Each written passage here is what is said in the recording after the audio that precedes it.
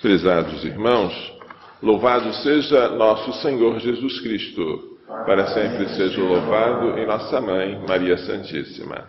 Hoje, terceiro domingo da Quaresma, ano B, São Marcos, a primeira leitura é a promulgação da lei, dos 10 mandamentos.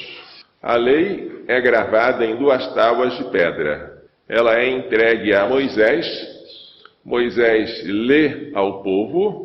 O povo se compromete a seguir e Deus se compromete a proteger aquele povo, a livrá-lo dos inimigos e a fazê-lo ocupar uma terra, a terra de Canaã. A lei é mais do que uma obrigação, ela é um presente, é um dom, porque a lei liberta, ao passo que viver sem lei é viver sem rumo. Qual é o presente que Deus ofereceu ao povo por meio de Moisés? Primeiro, o presente de revelar que há um único Deus, e não vários. Este Deus, que é único, tirou o povo do Egito. Por isso, o povo deve adorar aquele único Deus, e não deve ter outros deuses diante da sua face. Este é o primeiro e o maior mandamento. É um presente, porque os outros povos não conhecem o Deus verdadeiro. Estão adorando os astros, o vento, o fogo. Coitados! Israel sabe quem é o Deus único e verdadeiro. A ele se deve adorar.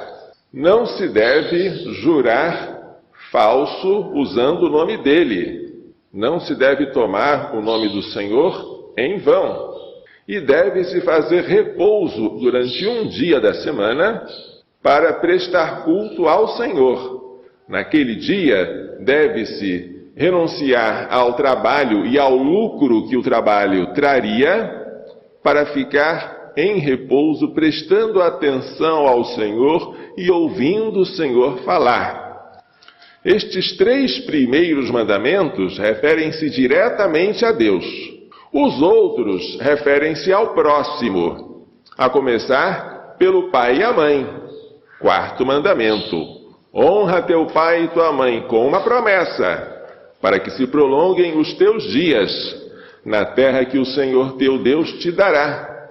Quem honra os pais tem vida longa. O 5º mandamento é tão simples: não matarás.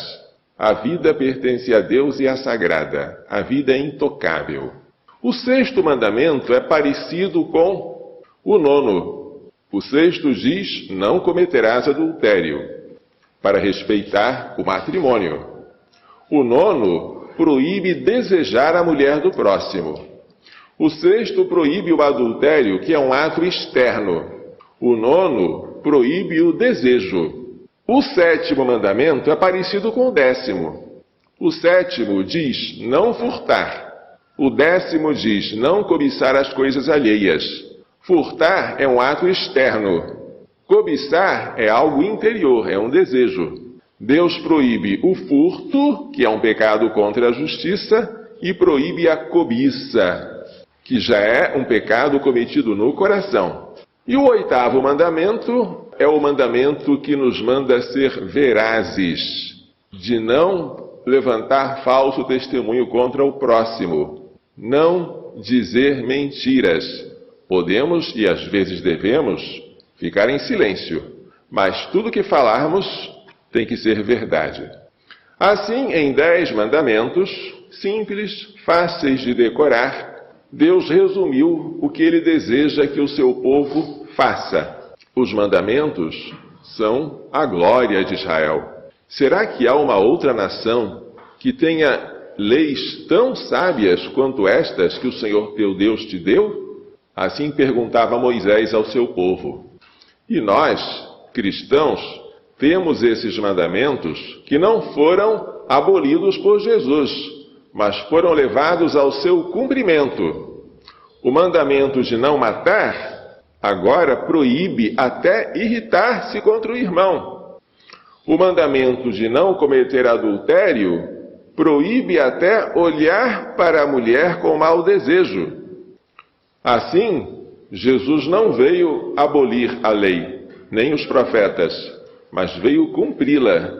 Os 10 mandamentos, agora levados à perfeição, nós temos que cumprir, se quisermos entrar no reino dos céus.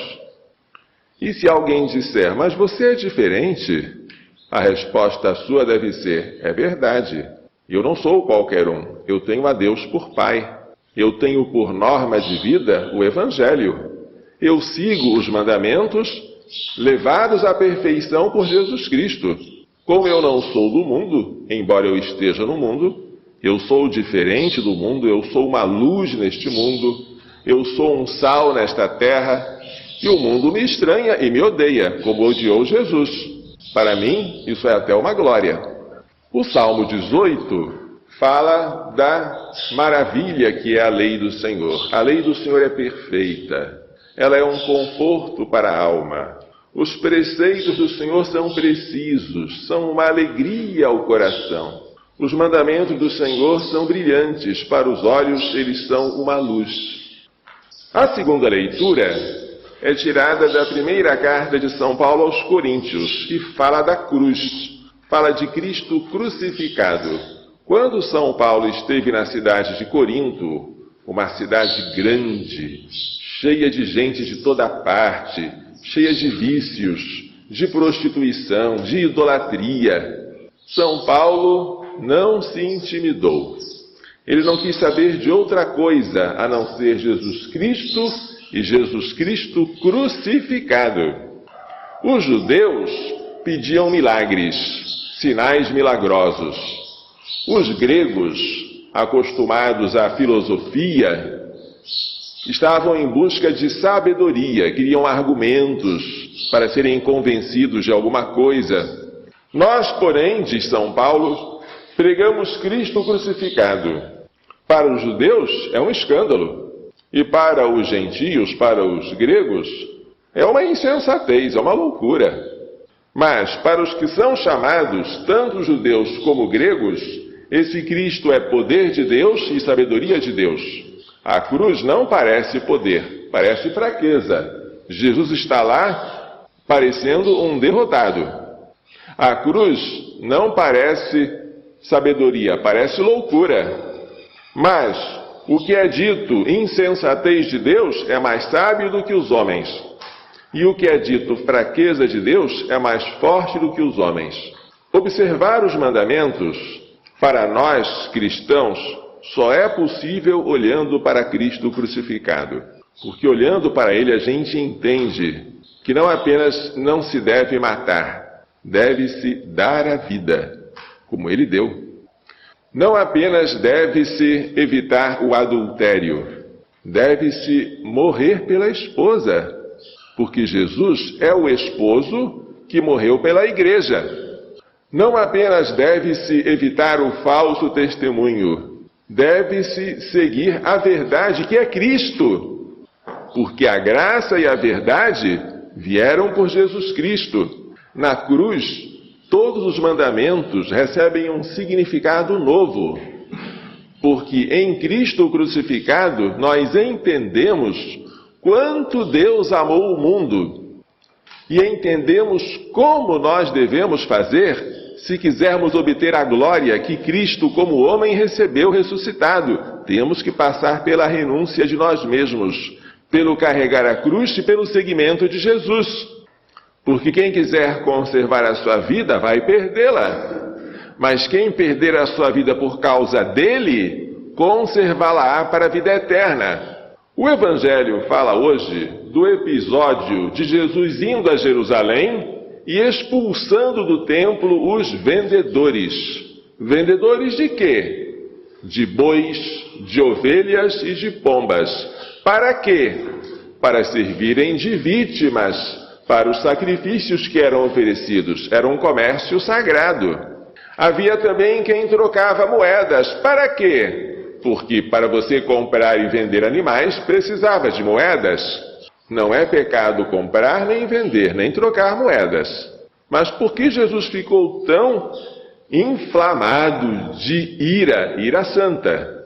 Por que Jesus pegou um chicote, improvisou um chicote com cordas expulsou a todos do templo, juntamente com as ovelhas e os bois, porque ele derrubou as mesas dos cambistas, porque ele espalhou as moedas pelo chão, e porque ele disse aos que vendiam pombas: tirai isso daqui, não façais da casa de meu pai uma casa de comércio. Por quê?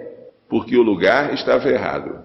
O lugar de comerciar, o lugar de comprar, vender, de trocar moedas, não é o templo. O templo é um lugar sagrado. Jesus o chama a casa de meu pai. Coisas profanas têm que ser feitas fora do templo. O templo não pode ser profanado pelo comércio. Como Jesus é zeloso pela casa do Pai. Os discípulos se lembraram daquele salmo que diz: o zelo pela tua casa me devora. Jesus é manso e humilde de coração, mas há certas coisas que ele não tolera. Uma delas é escandalizar os pequeninos, levar uma criancinha ou uma pessoa fraca ao pecado. Ai daquele que escandalizar um desses pequeninos que creem em mim. Melhor seria para este homem que amarrassem ao seu pescoço uma pesada pedra e o lançassem no mar. Nossa! Por quê? Porque o castigo para quem leva o outro a pecar não será brincadeira. Quando se trata de coisas sagradas, como são a inocência de uma criança, a pureza de um jovem, a sacralidade de uma família, Jesus se inflama de zelo. Quando se trata de um lugar de oração, como é o templo, Jesus não admite profanação. Ele admitiu que fizessem com ele o que quisessem, que até que o coroassem de espinhos, que cobrissem a ele de insultos. Não se importou, mas não tolerou que fizessem a mínima coisa contra a casa do seu pai. No templo de Jerusalém, nem sequer havia a Arca da Aliança, porque na época de Jesus, aquela arca já havia sido perdida. Na época em que os caldeus invadiram Jerusalém, eles levaram a arca, provavelmente ela foi destruída, nunca mais se ouviu falar dela. Um templo que foi reconstruído possuía um espaço reservado para aquela arca, mas a arca não estava mais lá. Mesmo assim, Jesus considerava aquele lugar sagrado, a casa de meu pai. E nós? Nós temos um oratório aqui, uma capela, que tem muito mais do que a arca da antiga aliança. Neste oratório há um sacrário, ao lado dele há uma luzinha vermelha, indicando que lá dentro há alguém vivo, que é Jesus, oculto sob a aparência do pão, mas real, presente, ali como ele está presente no céu. Qual não deve ser o nosso respeito ao entrar em uma capela ou igreja? O respeito do silêncio. O respeito de fazer uma boa genuflexão, encostando o joelho direito no chão. O respeito de orar e de evitar conversas com os outros. Como é bonito a gente ver cristãos portando-se bem dentro de uma igreja. Só esse comportamento já chama a atenção dos outros. O exemplo tem esta função de arrastar. Porém, há algo mais precioso do que o templo de Jerusalém. É o templo do nosso corpo. Quando eu sou um sol a transmitir a luz, e meu ser é templo onde habita Deus, todo o céu está presente dentro em mim, envolvendo-me na vida e no calor. O nosso corpo é templo do Espírito Santo, que nos foi dado por Deus. E o nosso corpo foi comprado por um alto preço, que é o sangue de Cristo. Portanto, não é um simples conjunto de órgãos, células e tecidos. Não. O nosso corpo é sagrado. Ele não deve ser exibido como uma mercadoria na vitrine para atrair os fregueses. Ele deve ser coberto. Daí a função das roupas, para que nós cultivemos o pudor. Roupas decentes. Este corpo também não pode ser comprado nem vendido, como se faz na prostituição, porque o preço dele é o do sangue de Cristo. Este corpo não pode servir de objeto de prazer para si próprio ou para terceiros, o que se faz nos pecados contra a castidade. Este corpo é sagrado. Este corpo um dia vai ressuscitar. E este corpo, se nós estamos em estado de graça, une-se ao corpo glorioso de Jesus no momento em que nós comungamos. Veja como é abominável para nosso Senhor o pecado contra a castidade. São Paulo dizia: fugir da fornicação. Todo outro pecado que o homem cometa é fora do seu corpo, mas o fornicador peca contra o seu próprio corpo. Mas os vossos corpos são membros de Cristo. E como podeis tratar assim um membro que pertence a Cristo? São Paulo fala isso nesta mesma carta aos Coríntios, só que em uma outra passagem. Quando Jesus expulsou os vendilhões do templo, perguntaram a ele: com que autoridade tu fazes isto? Quem és tu? E pediram um sinal. Que sinal tu fazes? Faze um milagre, para que nós entendamos que tu tens esta autoridade toda. E Jesus respondeu: destruí este templo e em 3 dias eu o reconstruirei. Mas eles acharam ridículo. Este templo, ele foi reconstruído em 46 anos. E tu vais edificá-lo em 3 dias? Mas Jesus falava do templo do seu corpo. O corpo de Jesus é um templo. Este templo foi formado pelo Espírito Santo no seio da Virgem Maria. E nós o adoramos no céu e no Santíssimo Sacramento. Ele falava do templo do seu corpo. Quando Jesus ressuscitou, os discípulos se lembraram desta palavra. Ele seria destruído pela morte, mas ao 3º dia ele ressuscitaria. A morte e a ressurreição de Jesus é uma prova de amor e de poder. Ele morreu porque nos ama, ressuscitou porque tem poder sobre a sua própria vida. Este é o sinal que nos basta para entender a autoridade que Jesus tem para purificar o templo, que é a casa de seu Pai, e para não permitir profanações. Todos os mandamentos da lei de Deus têm que ser cumpridos com esta reverência, com este temor de Deus. Nós não estamos apenas diante de um código de regras para cumprir. É muito mais do que isso. Estamos diante de um Pai que nos ama e que quer o nosso bem de filhos.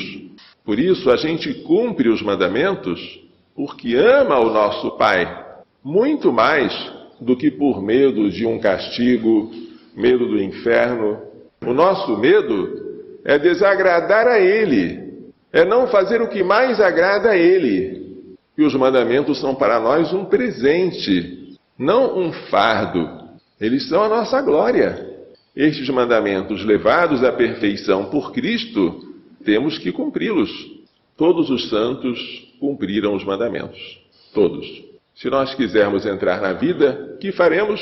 Assim perguntou um homem rico a Jesus. Observa os mandamentos. Quais? E Jesus disse alguns. É tão simples. Se queres ser perfeito, deixa tudo o que tem, dá aos pobres e depois vem e segue-me. Mas aquele homem não teve coragem de fazer isso, porque era muito rico. Os mandamentos continuam válidos e sempre continuarão para a nossa salvação. Mas devemos também ter um desapego às coisas, porque aquele que não se desapega das criaturas, ele nunca vai conseguir agradar plenamente a Deus. Nós não podemos ter cadeias de ouro nos prendendo, porque o ouro, por mais precioso que seja, se ele nos prende, nos torna escravos. Jesus Cristo é livre, e Ele veio para nos libertar. E Ele nos liberta pela verdade. E os mandamentos dele são verdadeiros, porque a lei nos veio por Moisés, mas a graça e a verdade nos vieram por Jesus Cristo.